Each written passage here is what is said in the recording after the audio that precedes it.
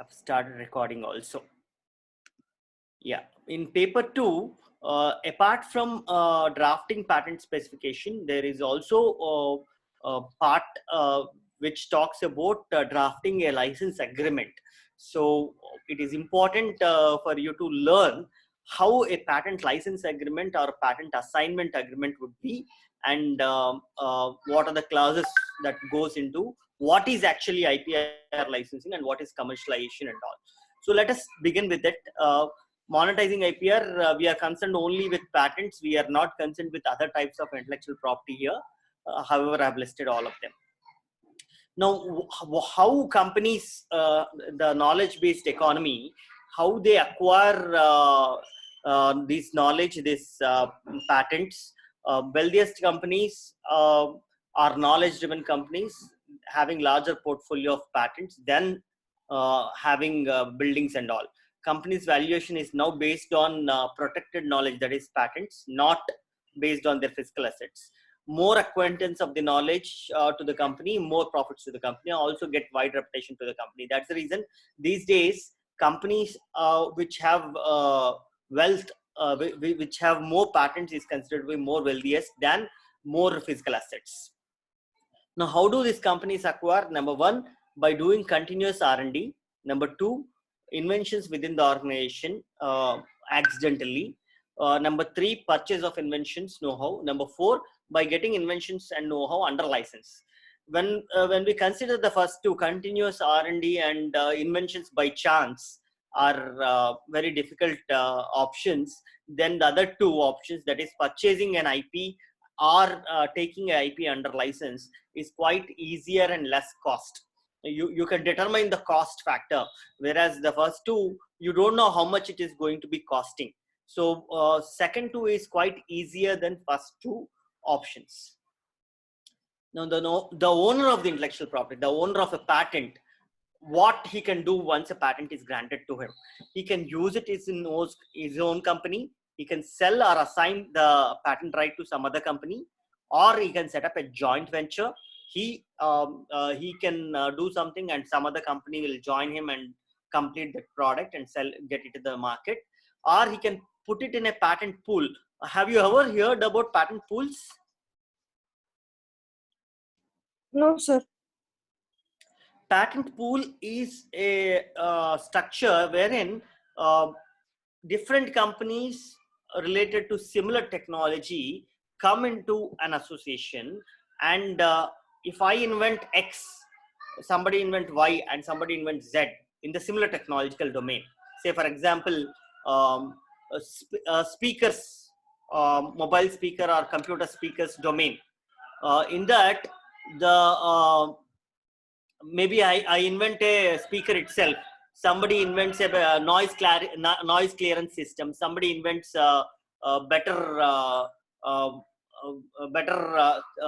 speaker, better hearing out system. So there are 3 or 4 systems they have developed. Each one put that product into the pool so that he can access the other technologies. Other technologies, in sense, if I license my if I put my technology into the pool, all other technologies in the pool, there might be 10 or 20, all that I can use it without paying any license fee. That is called patent pool. Patent pool is multiple technologies of similar technological domain. Each company will come in and invest that as the fee to access the other technologies. So that is a patent pool kind of a structure where different companies come and then they access technologies of each other. Then specific licensing, I am the owner of the patent, I license it to you and get a royalty for it. So that is licensing and getting royalties. And then license a particular right associated to it. What are the rights that are associated when a patent is granted? Section 48. What are the rights? Right to? What are the rights we have? Right to sell. Right to sell. Right to We make. can assign. Right to Offer use. for sale. Offer for sale and import. So these are the 5 rights we have. I can license only right to sell. I can license only right to manufacture. I can license only offer for sale. Like that, I can license only particular right and to a particular geographical location in entire India. I can say for Hyderabad, I'm giving Suryakala a right to manufacture, and for Secunderabad, I'm giving Rita a right to sell. Like that, particular right to particular place, I can give it to different people. That is what is licensing a particular right associated to different people.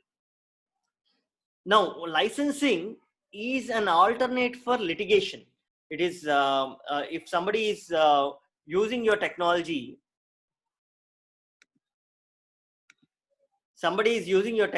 you got a patent over it, and somebody is using that technology without your permission, then what you do is generally you go to them and say that you stop using it.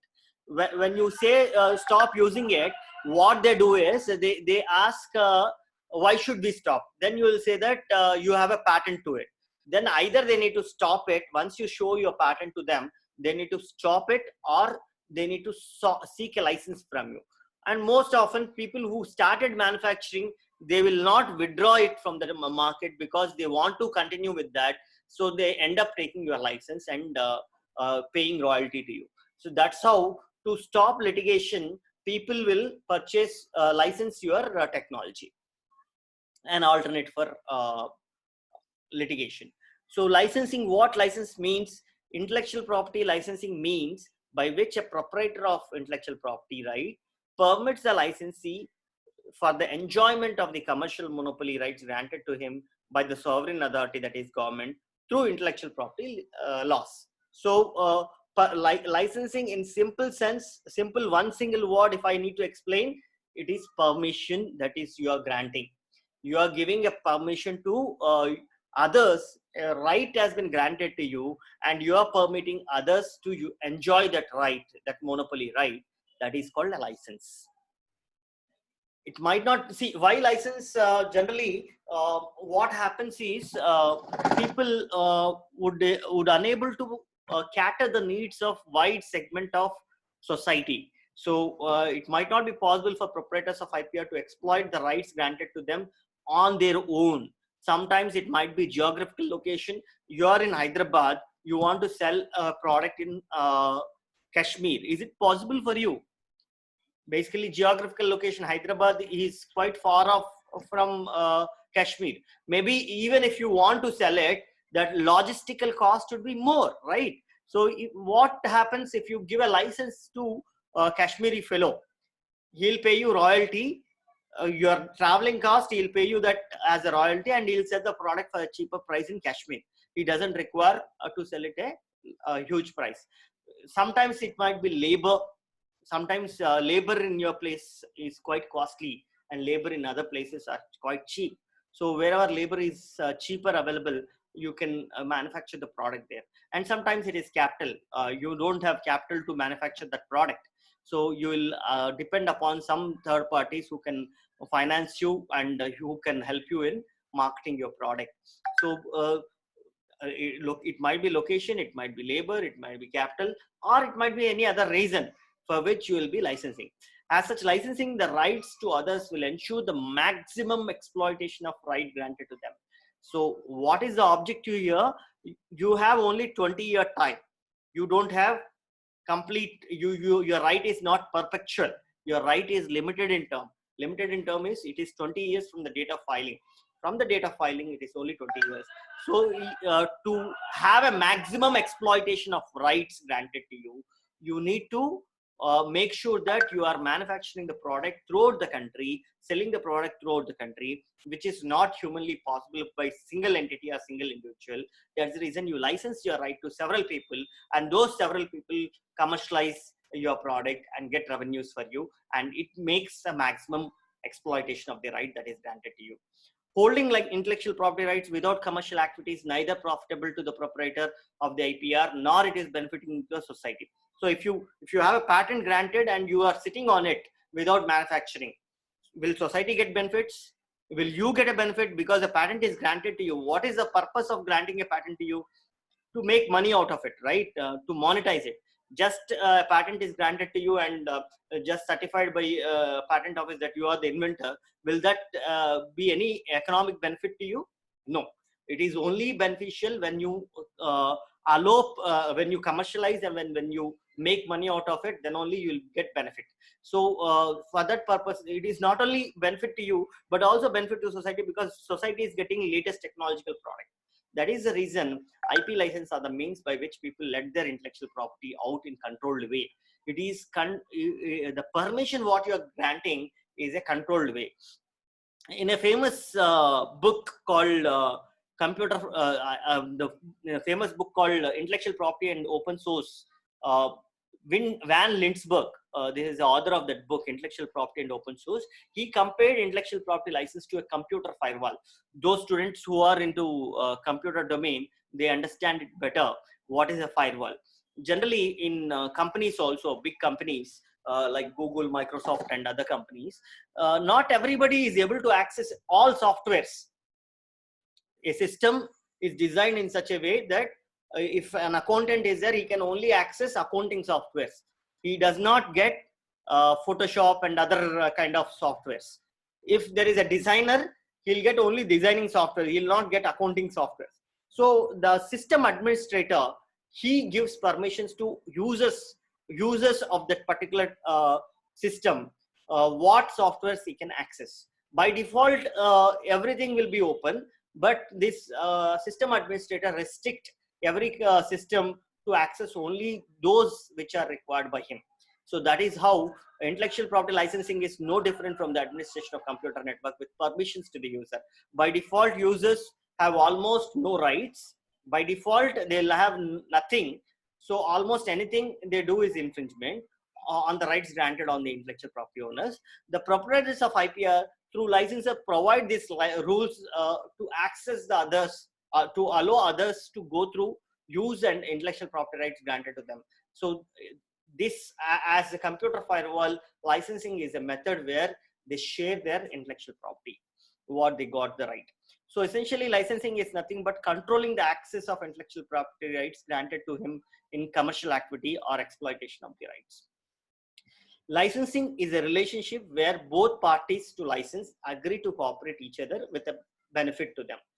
It is both licensor and licensee, both should get benefit. The proprietor is called licensor of the intellectual property. By a licensee is a person who takes that right for permission, with a permission, is a licensee, agrees to share the monopoly right granted to him, and licensee agrees for negotiated compensation for sharing of the monopoly right. So licensee says that I'll pay you royalty, you share me your license fee. Intellectual property license essentially is a contract. It is a contract, an agreement between two parties, which licensor and licensee reduce the terms of license, which can be enforceable as per the legal framework under the current municipal legislation. Municipal legislation is local laws where the contract has been executed. If the license agreement is signed in USA, US laws will apply. If the license agreement is signed in Hyderabad, the Indian laws and Telangana laws will apply. If the license agreement has been signed in Maharashtra,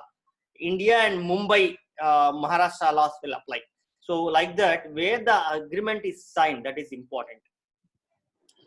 There is no specific format for license. Territorial rights, sir. Yeah. License agreement is kind of a territorial thing, sir. It can be a territorial also. A license agreement, where it is enforceable based on where it is executed. Suppose it is signed in Hyderabad. There are two companies. One is in Bangalore, one is in Hyderabad, and they signed a Bangalore company is a patent owner, and Hyderabad company is manufacturing the products. And Bangalore company came to Hyderabad, and they both signed an agreement in Hyderabad. So there are certain specific laws which are separate to Telangana and Karnataka. So since the agreement is signed in Hyderabad, Telangana law will apply, not Karnataka law. So that is the point. Okay. And license can be for entire India, or only for Telangana region, or only for Hyderabad. It can be any territory that is determined by the license agreement. The agreement should say for what territory. What is the right granted to you? Your right granted by the central government from Kashmir to Kanyakumari one single right throughout the country given to you. So once you have that right, you can give it the right, entire right you can give from Kashmir to Kanyakumari to Hyderabad based company, or Hyderabad based company you can give only Hyderabad rights, and other companies you give in other places. So it depends upon you. Hope that clarified your doubt. Yes, sir. Thank Okay. you. There is no specific format for license agreement. However, one should consider the following issues before drafting or executing a license agreement. What are the things that need to go in the license agreement? What is being licensed? What are the rights of the parties involved in the contract? What are the financial and commercial aspects of the license arrangement? What is the term of the license? Most often, the term of the license, sometimes people don't mention, because the patent is for 20 years. If they don't mention, it is for 20 years. Sometimes for a copyright, if you don't mention, if you are drafting a copyright license, if you don't mention a term of license, after 5 years, it goes back to the owner of the licensee, the person who has granted the license term ends within 5 years. After 5 years, it goes back. There is no license existence. The term, if you don't mention, by default, it is 5 years for copyright. So like that, it is important for you to mention the license term. Term is important clause in any agreement. Any agreement, if you take employment agreement or any other agreement, term of that agreement, employment agreement, it says that on the joining, the terms of license will apply to you on the joining of the institute or the organization, and it continues till you exit. And then the term of license is 1 year, 2 year, 3 year, like that they'll keep. After 3 years, if you don't renew your employment agreement, you cease to be employed. So like that, every contract will have a term. Term is important clause in any agreement, and license agreement is no exception. License agreement also should have a term of license. Other aspects of agreement, such as confidentiality. When you issue a license, it is not only the patented technology, but associated know-how, that is trade secrets. See, when I say this glass can be manufactured, and I gave a license to you, not only this glass, but also the glass is already patented. The patent document is available online. You can download and you can use that.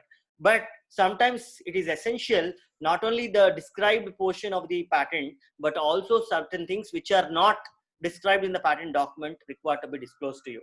So that aspects are called know-how. That to keep that know-how confidential, you need to add a confidentiality clause. Then who will own the rights to further developments by the licensee? Sometimes, see, because I have given a license of this technology, by using that technology, you will come up with a new idea. See, I have licensed you a chair with 4 legs, but while manufacturing, you felt that you can keep 2 handles to it. So this 2 handles is an improvement over the technology what existed. So who should own that improvement rights? Is it the licensee or licensor? Because I have given a license for making a chair, that initial idea is mine, the improved version is also mine, is what people say. And in the license agreement, most often they say that future development belongs to licensor, not licensee. So if this clause is silent, licensee can claim that he is the owner of the advancement what he has made. If this clause is there, he has to assign all improvements to the licensor. So that is what the clause need to be very clearly written. Will the licensor transfer further developments to licensee as a part of this agreement, or will there be a separate arrangement? Once there is an agreement to once it says that all few improvements over the technology made by the licensee belongs to licensor, does this agreement enough, or you need to have other agreement? That is what you need to clearly specify in the license agreement. Very importantly, there should be 3 clauses: grant of permission for sharing intellectual property rights, conditions on that grant, and consideration for such grant. What is the royalty he'll pay? What is that you are granting permission, and on what conditions you are granting? What is the payment he is giving? These 3 are quite important. These 3 require to be covered in the license agreement. The commercial object of license agreement is licensor develops a product that need to be taken to the market. Licensee takes that into the market, gets revenue. That revenue is shared with licensor in form of lump sum license fee or royalty. Sometimes it is a lump sum. I'll say, I'll pay you 5 crores. For 20 years, I'll manufacture your product. You should not ask how much I made, nothing. I am paying you 20 crores for 20 years. You should not stop me from manufacturing. So that is lump sum fee. Or I'll say every product I manufacture and sell in the market, I'll pay you 10 rupees. So if I sell 1,000 products, I'll pay you 10 into 1,000. If I manufacture and sell 1 lakh, 10 into 1 lakh. Like that, I'll pay royalty fee. Now, technology yeah. Somebody want to ask me a question? Yes, no? No, sir. No, sir. Okay. No, sir. Okay. So technology commercialization is quite important. That is the reason the patent office also says, if you sit on technology, you'll not, you are not allowed to continue the patent right. Working of technology is made mandatory. It is compulsory to public good and benefit of the society. The owner of the technology has to share with others his technology so that others also can use the technology. There is what is called these days we have haves and have-nots. It is not just wealth, but knowledge haves and knowledge have-nots. It is this accept has been considered in WTO agreements also. When TRIPS agreement has been made, people were afraid of becoming more haves of knowledge and less have a number of people who does not have knowledge. In such situations, particularly in case of medicines and food, the least developed countries might not able to develop better, and they can't able to grow as the developed countries. So that's the reason the TRIPS agreement also made it mandatory that technology commercialization should happen, and these developed countries who have knowledge should mandatorily share the knowledge with the countries which doesn't have knowledge. Technology transfer should happen from country to country is what even TRIPS agreement said. Absolute monopoly is what IPRs say. All intellectual property rights say you should have absolute monopoly. Exactly contradicting is what competition law. Competition law is also part of TRIPS agreement.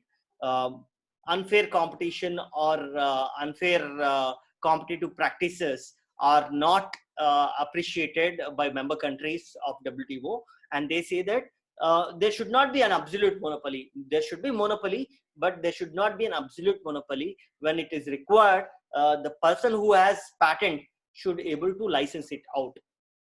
For example, you all know about this case, right? Bayer's that cancer drug Natco versus Bayer. How many of you know about Bayer versus Natco's case, compulsory license case? I don't know, sir. I don't know, sir. Sir, I heard of it. You heard of it. Okay, let me explain what happened with Bayer versus Natco. It is also, maybe you will get in small bits and multiple choice questions and all. Bayer has been granted a patent for some cancer related medicines. And in India, there are about 75,000 patients who are suffering from that particular disease. And Bayer was manufacturing this product in Switzerland and getting imported to India. They have a patent on that drug, and they were importing the product from Switzerland to India. They are not manufacturing that in India. They don't have any plant in India to manufacture that drug. So they are manufacturing in Switzerland and they are getting it in India. They are selling about 1,50,000 or 1,30,000 rupees per month prescription of the drugs. 1 month tablets, say every day 2 tablets, 1 month 60 tablets, it costed them 1,60,000 or so. So that is a huge amount. That amount was Bayer selling. Then Natco, which is Hyderabad based company, they went to Bayer and said that, look, we know that you are manufacturing this drug, and it is in huge demand in India. We are ready to manufacture. We have a manufacturing unit in Hyderabad, which is equivalent, like we have got the drug controller regulatory approvals and all. We are capable to manufacture to the standard what you are manufacturing. Kindly license it to us. We'll manufacture and sell it in India instead of you importing from Switzerland, which is making huge cost. Like I said, from Hyderabad to Kashmir, if you send the product, the logistic cost will increase and the cost will add up. So in India, we'll manufacture and we'll sell is what Natco offered to Bayer. Bayer said, nothing doing. This is my crown jewel patent. Crown jewel patent means only that company will manufacture, nobody else will manufacture. That is kind of a patent that is called crown jewel patent. So I got a crown jewel patent. I will not license it to anybody. I want to sell it on my own. They said like that. Then Natco requested a couple of times, and all the times the negotiations have been failed, and they didn't get the license from Bayer. Natco went to the controller of patents. Korean, I think the controller of patents at that point of time, he gave a notice to Bayer saying that why are you not allowing Natco to manufacture? You got a patent and Natco want to manufacture it. Why are you not allowing it? Then this guy Bayer said that no, we want to do it ourselves. We will manufacture. Then he constituted a hearing of both the parties. What Natco said is, there are 75,000 patients in India. What Bayer is selling is purchased by only 5,000 people. That amount is affordable, only 5,000 people. So the price what they have kept is not reasonable. The price is quite huge. People are having a disease and this medicine cures them, and people are dying because Bayer is unable to supply the drug to them. So 70,000 people dying just because Bayer is incapable to supply the product at a reasonably affordable price in India. So Kurian said, the controller of patents, he said there is nothing. Patents takes backseat when it requires a public good. When public are dying, patents, when there are public only, you can make money from the public. When public dies, to whom you will sell? So I am giving a compulsory license to Natco. That is the first compulsory license that has been granted to Natco Pharmaceuticals in Hyderabad, and they were able to manufacture the product. They were able to manufacture and sell it. And they said, these people are selling for 1 lakh odd price. I'll sell only for 9,000 rupees. And these people are selling for 5,000 patients. I'll give 5,000 patients free of cost. All government hospitals and government people who are taking treatment in government hospitals, I'll give free of cost for 5,000 people. So rest of the 70,000 people, I'll sell it for 9,000 rupees. So that was wonderful for controller of patents. He granted a compulsory license. Bayer protested, saying that no, we are coming up in Pune. We are going to establish our plant, and when we manufacture, we'll reduce the cost and we'll make sure that it is available to public at large. We will not withhold this and all. But controller of patents said, as on today, are you able to supply it? As and when you supply for reasonably affordable cost, I'll cancel this compulsory license. Until then, this compulsory license will be issued and a compulsory license is granted. Immediately, Bayer's CEO said, costly medicines are not for Indians. That is the statement he has given, but it is not so. Bayer ought to have manufactured the product, worked the technology in India. He has not worked the company has not made the technology in India, not made the product available for reasonably affordable price to the customers in India. That's the reason the compulsory license has been issued. When licensing is not possible, when licensing fails, then you can explore the opportunity of compulsory licensing. That will look in the coming slides. But then, because I was discussing with absolute monopoly versus competition. Competition law in India, you all know about competition law, right?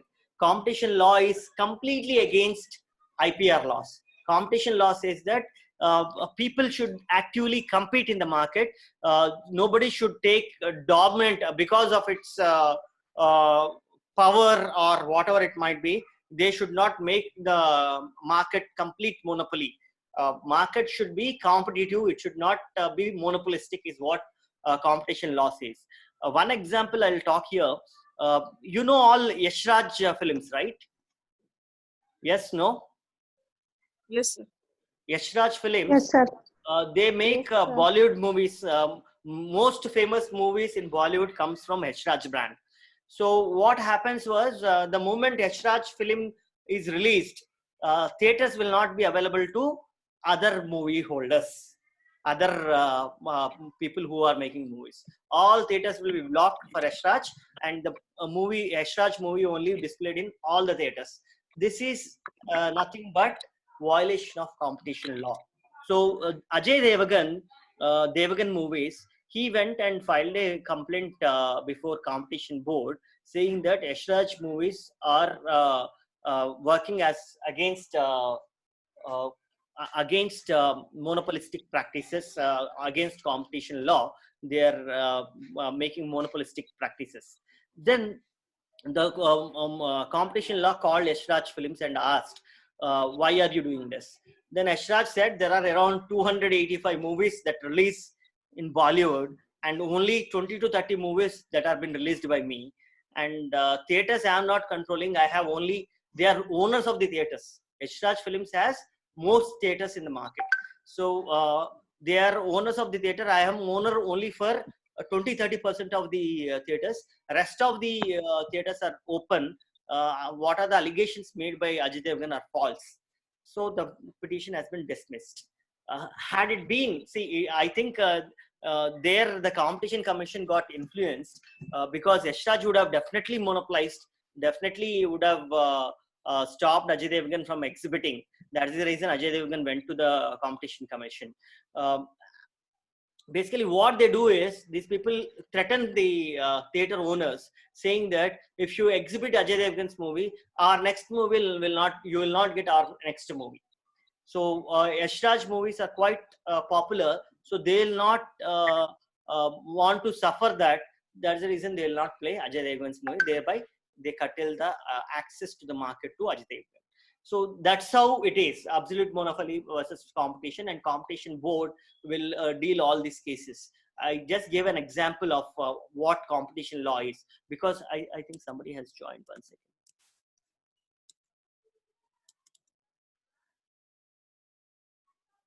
One second, ma. Somebody has gone out and joined.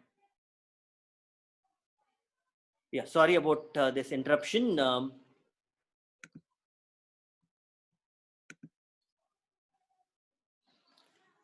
So absolute monopoly versus competition is what we have discussed, and absolute monopoly is not good for the economy. Competition should be there. There should be healthy competition among companies, even though patent law says that monopoly, patent law grants a monopoly, but it is a duty of patentee to share his monopoly among the competitors and allow the competitors to manufacture the product. That's the reason if you see there is 5G technology or 4G technology, or there is any other camera related technology on your smartphones, every company, not only Apple, Samsung, but every company gets that product. Does that mean that every company is doing research in that field? No. Every company gets it under license from other companies. There actually this principle of FRAND, fair, reasonable and non-discriminative methods, has been implemented in mobile technology in India. What this FRAND means is when a patent that is granted to you becomes the industry standard. See, there are standard setting organizations for telecom related products. The Telecom Regulatory Authority, or there is some international organization which says that all mobile phones should have a specific standard. And if your patent is that standard, and if your patent, like suppose for example, from tomorrow they should not sell any 4G mobile pieces. Only 5G mobiles need to be manufactured and sold in the market is what the standard. Like you see, if your automobiles BS4 standard, until BS3 they were selling to until today, From tomorrow, I think they need to sell only BS4 standard. And if that BS4 is your patent granted to your company, then it is your duty, because the government says that, because the standard setting organization says that no company should manufacture a product without that standard. Then every company, to keep in the market, need to copy your technology. When somebody copies your technology, you can file a case against them and ask them to pay royalty, but you can't stop them. You can't get an injunction when your patent becomes a standard. So when such is the case, when you can't stop all others from manufacturing the product which with similar technology what is patented to you, the licensing terms, under what terms you should license. Just because a person is good, a company is good to you, you give him a license fee less. A company is not good to you, penalize them with high price. That is not the case. You need to give under fair, reasonable, and non-discriminative methods a license agreement. The license agreement should be based on fair, reasonable, and non-discriminative. You need to publicize your license fee on your website. You can't have a differential fees for X company, 100 rupees, Y company, 1000 rupees. You can't give a license like that. You need to be fair, reasonable, and not discriminative from one company to other company in granting licenses. That is what is called FRAND principle. FRAND is applied for standard essential patents. SEP is standard essential patents. When your patent becomes standard to that industry, that is called standard essential patent. When you are holder of a standard essential patent, you are mandatorily required to give license to all competing companies your technology a license under FRAND principle. Now, I don't want to talk about all this. I think we have already discussed about section 48. What are the patent rights, the regular license, compulsory license. If you don't manufacture the product in the market continuously for 5 years, including compulsory licensing, then it will be revoked. Then use of a patent information for research purposes, that we'll discuss in the next class, or maybe when reading the provisions of the law. Then exhaustion of rights. Once a product is sold in the market, suppose I have sold a particular product, this mobile I have sold in the market, then I lose rights on it. If somebody who has purchased this, he can sell it in the market openly, because he bought it from me. He can, a retailer, for example, a distributor, a wholesaler, or a retailer, they purchase the product from the company and they sell it in the market. When they are selling in the market, are they infringing the rights? Right to sell is the right granted to the patentee, and patentee sold this the product to the wholesaler and retailer in turn selling the same product what is purchased from the patentee. Are they infringing the rights? Yes or no? No. Why? Because the rights on that particular product what the patentee has sold to the wholesaler and retailer, the patentee exhausts the rights on those products, and the people who bought it are free to sell it in the market without paying any royalty, because they have already paid amount of that product, whatever royalty or manufacturing cost, everything you have collected from them, and you exhausted rights on it, and they can sell it in retail market. Generally what happens is, this issue of selling by wholesalers and retailers is not big issue.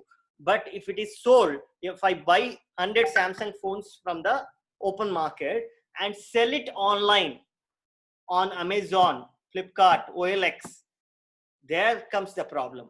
Whether it is really Samsung phone or it is counterfeit, that determination is a bit difficult task. So most often they keep something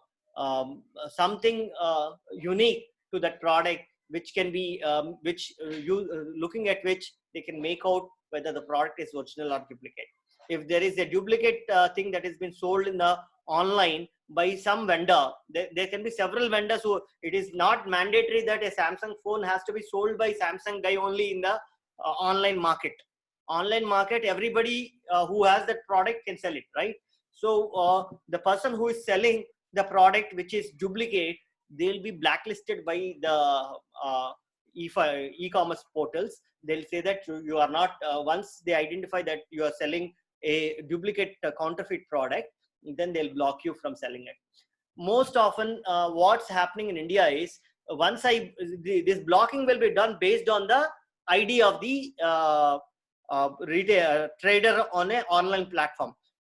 What is the ID that an online platform user will create on e-filing platform? They'll give a email ID or some website address. That is what they give. They don't give their personal name, Aadhaar card number and all. So once I have been blocked for one particular email ID, immediately I create a different email ID and again sell it. So that is what happening in e-commerce world. But nowadays, Amazon and Flipkart and other e-commerce portals, to maintain transparency and maintain these rights properly, they're asking to share the personal Aadhaar card numbers and everything, so that once a person is identified with selling counterfeit products, they block him. So there are n number of ways for both law and infringers. If you block my Aadhaar card, I'll get my wife's Aadhaar card and start selling the duplicate products. If you block my wife, I'll get my son's Aadhaar card. Like that, this is never-ending process. If you come up with a solution to one particular problem, they'll come up with another solution to push the counterfeit goods. However, exhaustion of rights, we are talking about exhaustion of rights. Once a product is sold, then it is open for the purchaser to resell it in the open market. This exhaustion of rights can be two kinds: national exhaustion and international exhaustion. National exhaustion is a product that's sold in a particular country, you can resell in only that country, not in other countries. That is national exhaustion. International exhaustion is a product that is sold in by me, that can be sold anywhere in the world. That is international exhaustion. The companies, while selling the product, they make this very clear, whether it is national exhaustion or international exhaustion. One case happened in India between Samsung and some trader in Delhi. What happened is, this trader who is in USA, he bought the Samsung printers in USA, 100 numbers of Samsung printers in USA, bought them to India. He, without opening the packets, he purchased from a retail store in USA, he got them in India and sold it in India. Maybe the cost is more in India or whatever it might be. However, Samsung has sold those printers for USA geographic specific. You know, like printers sometimes, if it is not geographic specific, they won't work properly. So when he sold in India, these printers were creating some problems, issues. So initially, Samsung felt that one or two products complaint they get, they felt that some USA citizen who has been living in USA for some time bought this machine in USA and got it to India. They repaired it and gave them. One, two product is okay, but they are getting more and more calls like that. Then they got something fishy, and when they inquired, this trader who has bought it from USA, he has resold it. Then they filed a case against this trader, saying that we have sold the printers only for US market. The exhaustion is only in USA, not in India. We have patent rights, we have trademark rights in India. Whatever this trader is done is infringing our rights, and Delhi High Court has stopped this trader from further selling the similar machines. So that is how the exhaustion of rights will be there. Then infringement of patents in case of violation. I think we have discussed about infringement PPT already. Section 104 allows you to file a suit in the court, and Section 108 provides relief. Section 109 also talks about infringement. Then doctrine of equivalence and fit and substance, we have already discussed. Function-based result test. Groundless threats. In case if you issue groundless threats, the defenses and groundless threats also we have discussed. Pre-grant, post-grant oppositions we have discussed. Cross licenses, patent pools. Cross licenses in sense, I have patent to mobile, you have patent to computer. We cross license each other. Your computer I'll manufacture and sell. My mobile phone you manufacture and sell. That is what is called cross licenses. It is like barter system. Then patent pool I have already explained. Trademarks I will not talk. Copyrights also I will not talk. Now, what are the concerns we have is, cross licenses, when cross licenses happening, how the license agreement required to be made. Then collective licenses, sometimes people will collectively get a license, collectively give a license. I have a patent on camera, somebody has a patent on sound system, somebody has a patent on communication technology. All together you make it. In this mobile phone there are 100 patents. Of 100 patents, they license it, all these 100 together to the customer or together to a manufacturing company. The manufacturing company like Silicon or Carbon, they get license of all these 100 technologies together. Instead of going to 100 people, they go to one single person and say that, sir, I'll pay the royalty fee. I want to manufacture this mobile phone. I'll pay the royalty fee to you, and you distribute this amount to all other hundreds. So that is what is called collective licensing. Collective licensing is all 100 patentees come together of that particular technology, and they license it, all their patents together to that particular person. That is called collective license. Most popular in copyright licenses. Copyright licenses, music industry at least. All these film publishers, music people, they give it to music societies. There is what is called PPL, IPRS, music societies. These music societies will collect, will make members of all music owners, and these societies will collect royalty. Whenever there is some song violated by somebody, these people will issue notices and collect royalty and share it with the other owners of the members of that society. Then patent pools, attraction of multiple technologies.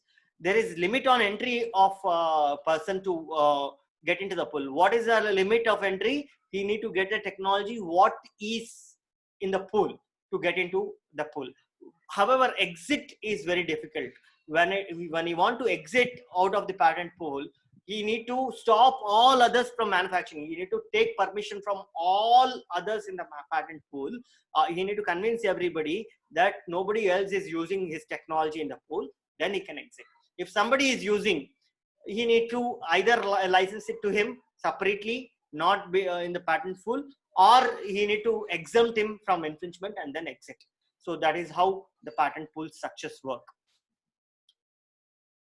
1 second. I think I have not shown you the license agreement.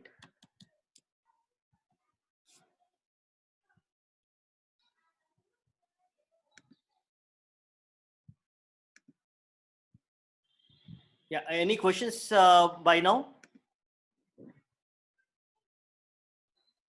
You have any questions, you can ask me, but before I other PPT of license. No, I want to show what are the autonomy of IP license agreement. Sir, does the controller of patents show like this has been licensed, like the documents they publish in If you remember, when we are doing this forms and fees, we have I said that if there is Form any type in 17. the patent that need to be recorded in the registry, or if somebody, if I'm surrendering my patent, then you might require to the person who is interested. The person interested can be a licensee, can stop such kind of this thing. 1 second.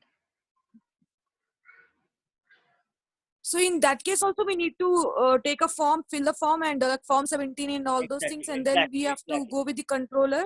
Yes. Okay, sir. Thank you.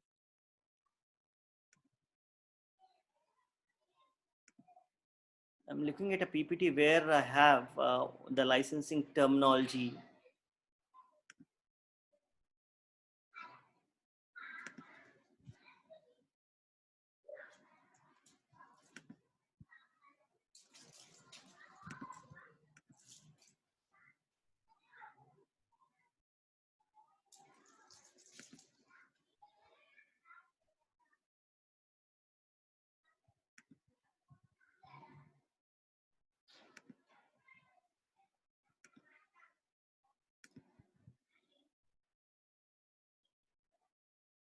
And till what section we have discussed in the class? You remember?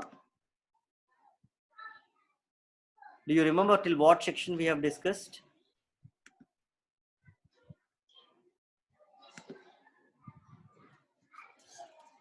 Till section 78?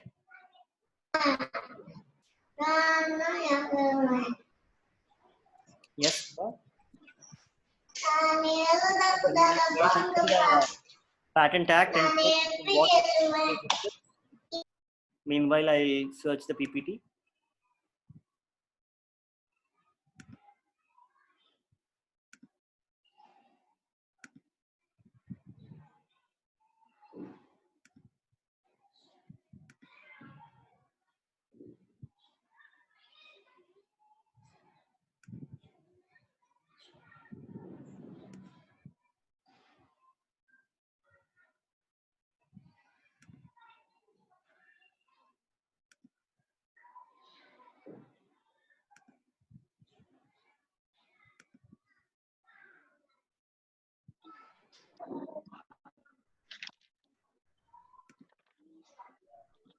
Sir, I think chapter 12, section 63, surrender and revocation of patent. That we, After I that, think, the register of patent, we can't, we didn't do it, right?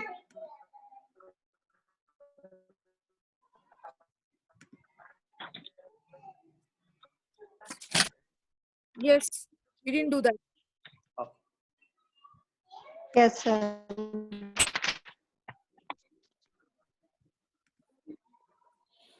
I made a PPT on this sometime back. I'm looking for that PPT. I'm unable to get it.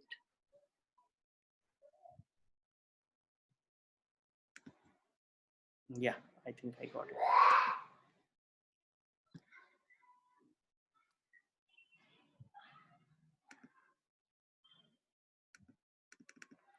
How come this Zoom has not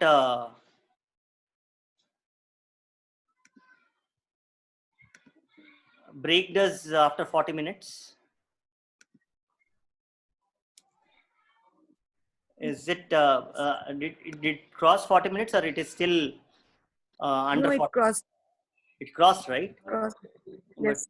still we are unable to like it is allowing it. That's good. Good for us. Mhm. 1 second. Share. So you are able to see the PPT? Yeah. This is what we have discussed.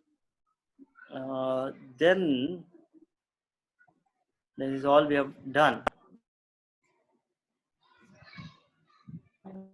Now, while granting a license, the IP owners need to look in what is that they are granting, how many years, what is the territory, what is the field of use, what is the kind of exclusivity. There are three types of exclusive license means that person alone can manufacture it. Nobody else is allowed. Uh, Even patentee is not allowed. Exclusive means only to the person who gets that license. Only that person can do it throughout the country. Like exclusive rights to you, exclusive license to him. So even if I, as a patentee, even I want to manufacture or sell that product, again I need to take the permission of licensee. So that is what is called exclusivity. Then co-exclusive. Co-exclusive is me and the licensee. Coexistive is what they say. So both the patentee as well as licensee can do, but no other third party. That is co-exclusive. Then non-exclusive. Non-exclusive means I'll give it to you. You can use it, but I can give it to 100 others. You can't stop me from granting a license.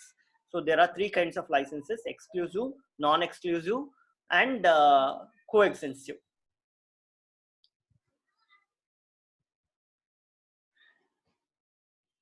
Confidentiality clause, duties and obligations, cross-border licensing in case you are giving a license in a foreign country. What is required for negotiating a license agreement is not only people who are technology experts, but also people from legal department, people from business development department required to involve. Technological people, people from legal department, people from marketing, everybody sit together and negotiate a IP license agreement.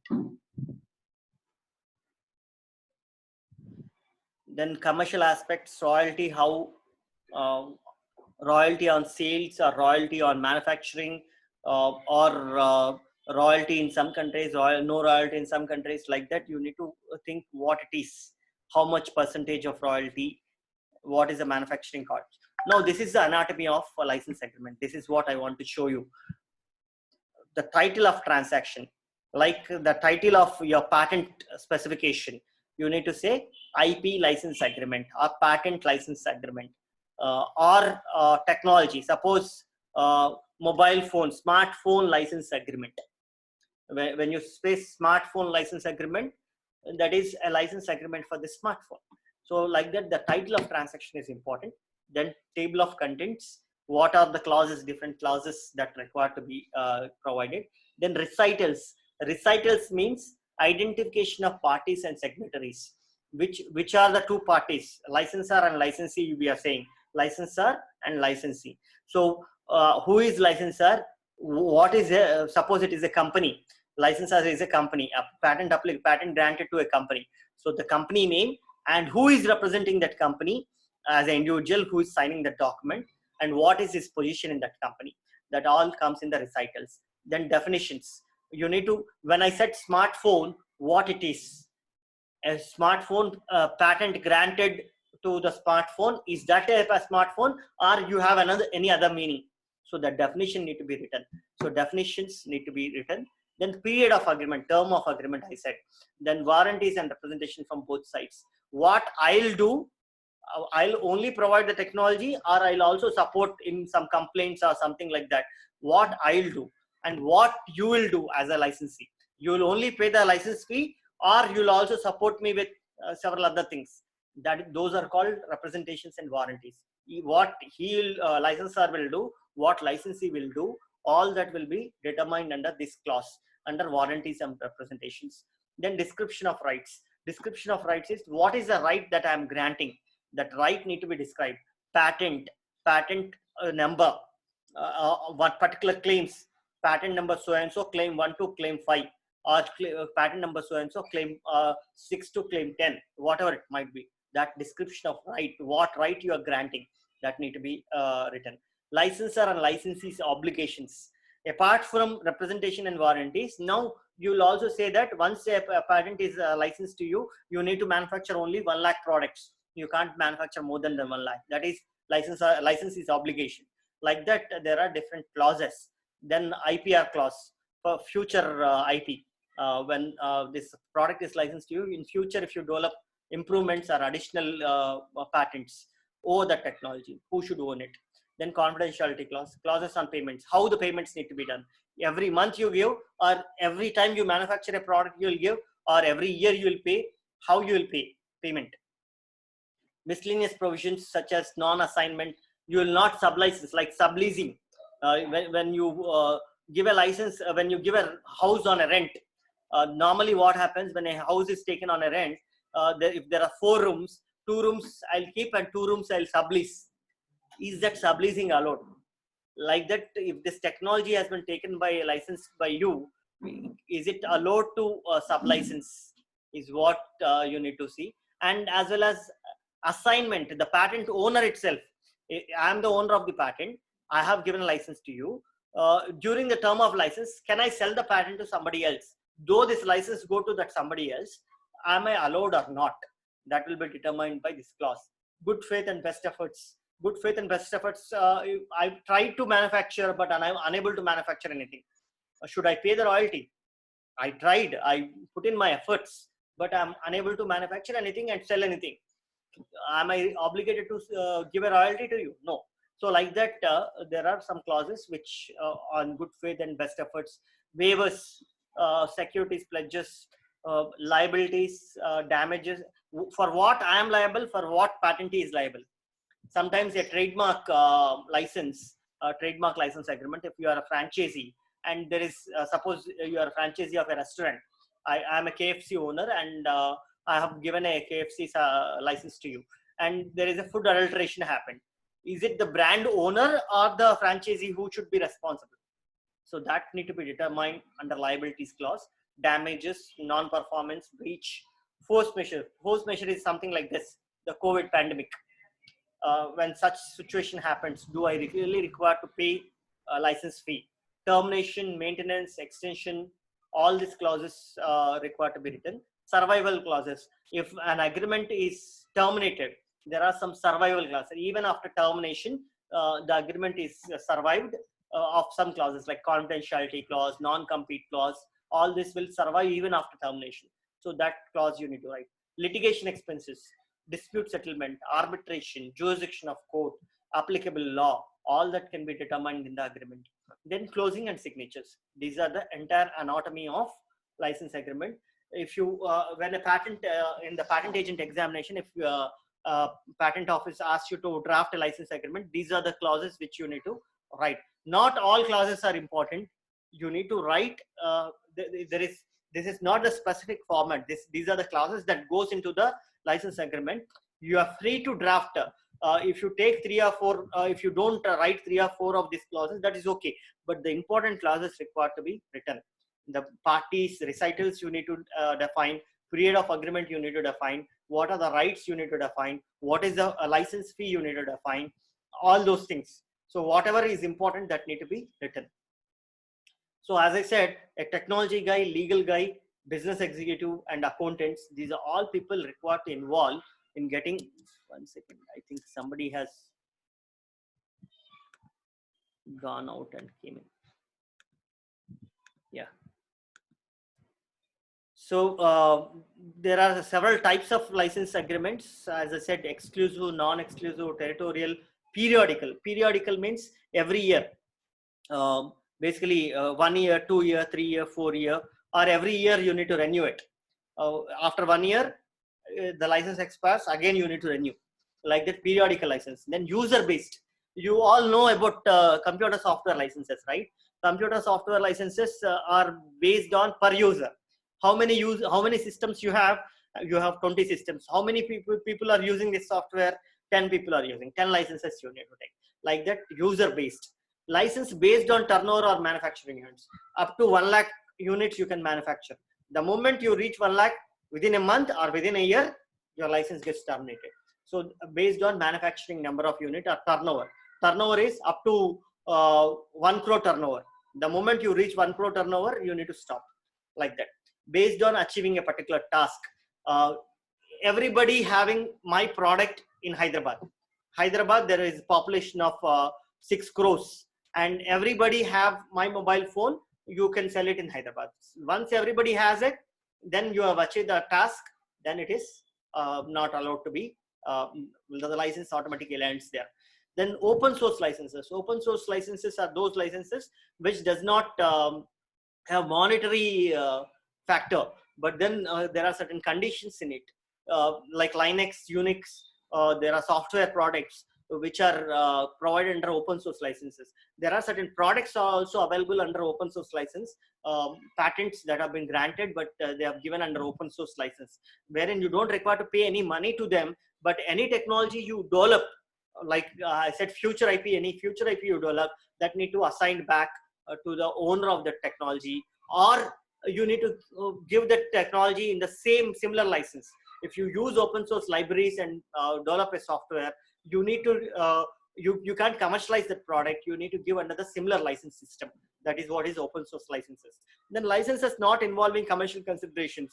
I license my product to you, you license your product to me, like that, barter systems. So those things are also available. Cross licenses, collective licenses, we have already discussed this. So that's it. I'll share these 2 PPTs to you. Nothing to worry about this. You have any questions? I'm hoping that by the end of this month, this will open up.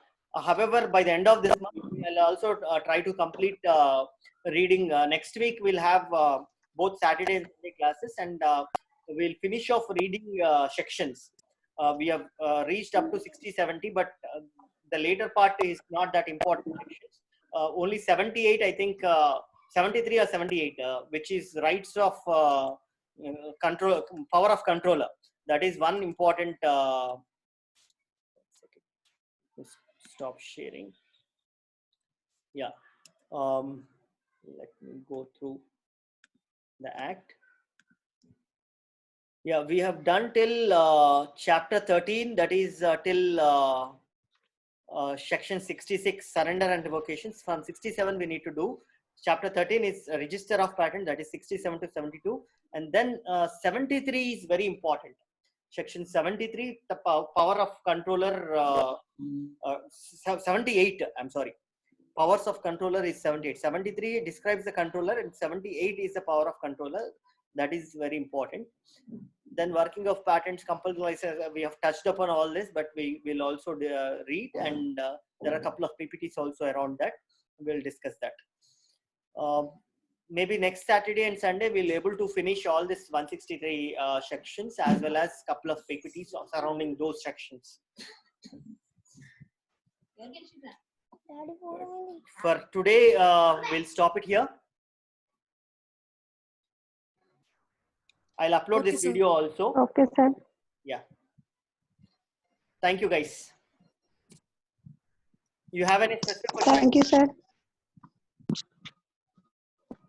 But again, Yes, I'm sir. Thank requesting you. you all to start read one specification every day and attempt to draft one specification every day. So 2 hours in the morning, 2 hours in the evening. 2 hours in the morning, read a specification. Early morning, maybe 4:30, 5:30 you get up. Till 6:30, you read one specification thoroughly from title to abstract, everything you read. And evening, related to what you have read, the same thing you try to write similar technology. Maybe you think of something, and if it is really new, you can also attempt to file a patent application for that. Yeah, somebody was asking a question. Okay, sir.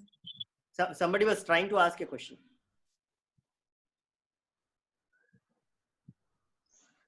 Then we'll good for ending the session. Thank you. Should I end the session? Yes, no? Yes, sir. Yes, sir. Great, done.